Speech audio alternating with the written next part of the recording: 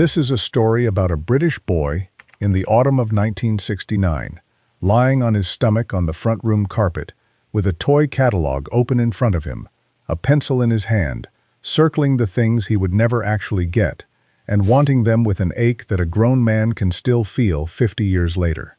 In the summer of that year, 2 men had walked on the moon, and every boy in the country had watched it happen on a black and white television. 7 things. That is what a British boy dreamed about in 1969. Not a screen in his pocket, not a notification. 7 specific things that meant speed and danger and independence and the future arriving early. And by the time we reach the last one, you're going to remember something so small it fit in a shirt pocket, and yet it was the first thing in the world that belonged only to you. It started with the catalog. In the corner of the front room, under the sideboard, or down beside the settee, lived the great, thick book of wishes, the shop catalog, that arrived in the autumn and changed everything. You did not read it. You studied it. You turned to the toy pages so often that the book fell open at them on its own, the spine gone soft, the corners bent down on the things you wanted most. You wrote a list in pencil on the back of an exercise book, with the prices copied out carefully, and you left it somewhere your mother would be sure to find it. The catalog was not advertising. It was proof that the world was making things, wonderful things, specifically for boys like you. But the catalog only showed you what to want.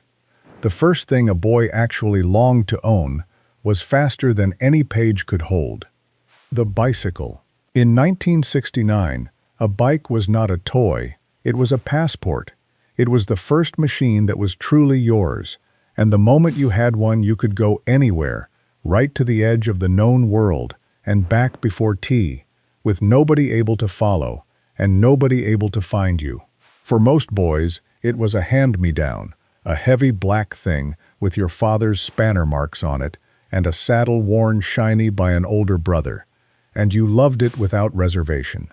What almost every boy remembers is the thing arriving that very year from America, the low-slung bicycle, with the high-rise handlebars, and the long padded seat, and the little gear lever mounted on the crossbar like a motorbike. The Raleigh chopper, built in Nottingham, was just reaching British shops, and to a 10-year-old, it looked like Easy Rider on 2 wheels. Most boys only saw one in the catalog and dreamed.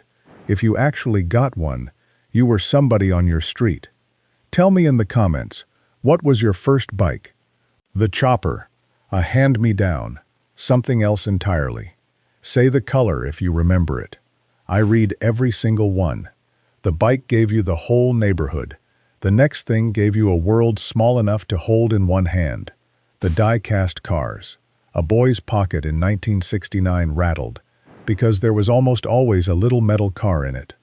Corgi and Dinky and Matchbox, made in Britain.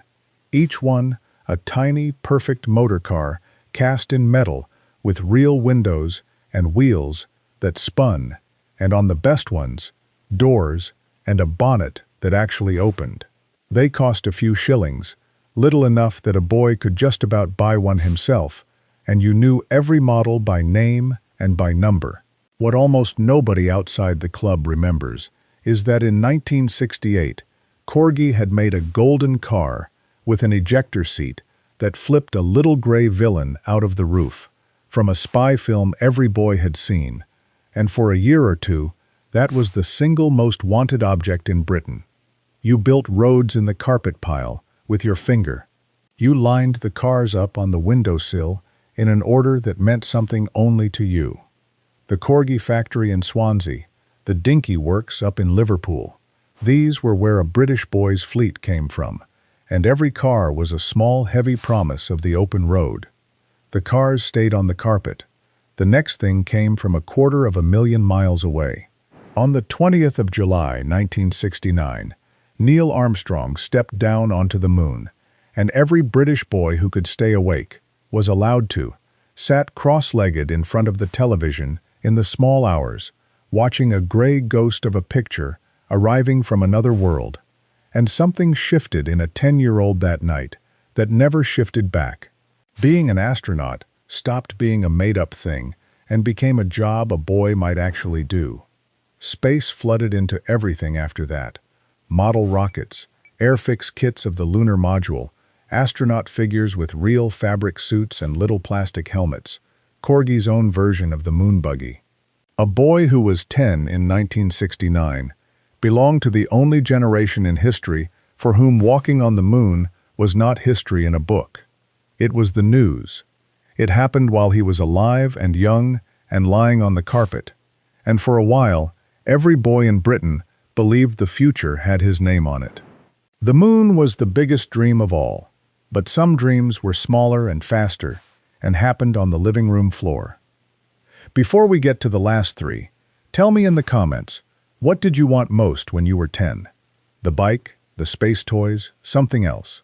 I read them all. The Scalextric set. Electric cars that raced round a slotted track, and to a British boy, it was the finest thing a family could own. Fred Francis had invented it back in 1957, adding an electric motor to a little tin car through his firm Mini models, and by 1969, nearly every boy wanted a set for Christmas, and quite a few fathers wanted it rather more than the boy did. The black track clipped together across the carpet. The two cars sat waiting in their lanes, and you squeezed the trigger of the controller and felt the whole thing come alive. Too fast into the bend, and your car flew off the track and skittered under the settee, and you learned, without anyone teaching you, exactly when to ease off. What everyone remembers is the smell of it, the faint electric tang, the whir of the little motors, the click of the lap counter, and the way a father, who had said he was only setting it up, would still be crouched over it at midnight.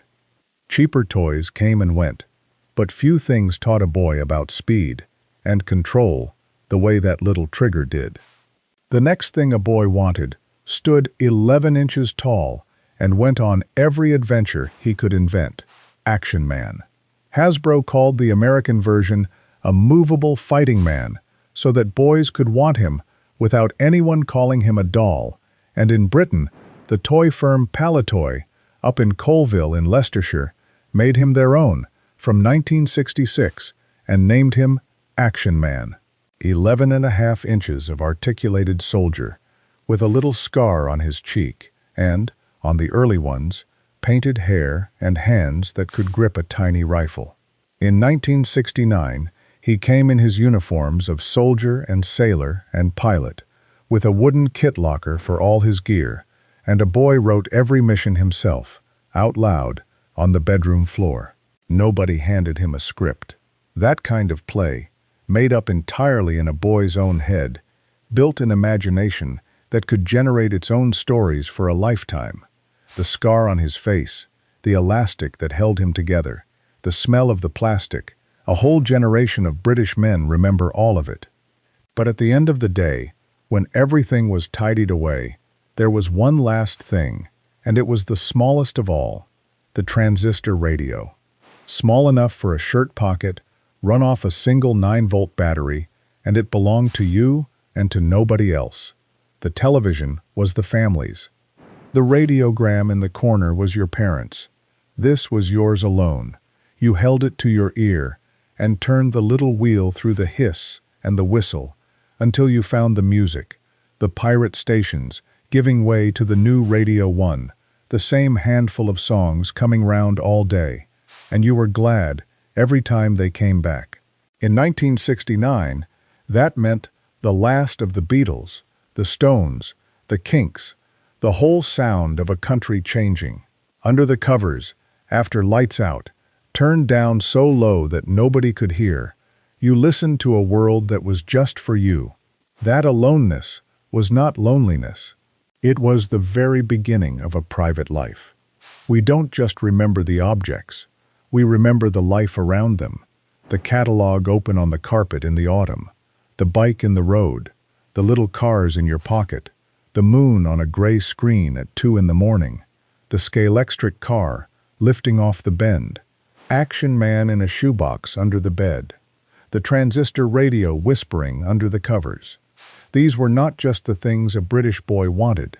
They were the shape of a whole childhood, one that needed you to be there, out in it, on the floor, and sometimes bored enough to have to make your own fun. Tell me in the comments, what was the one thing you wanted most when you were 10? Did you ever get it? I read every comment, and your memories are what keep this channel alive.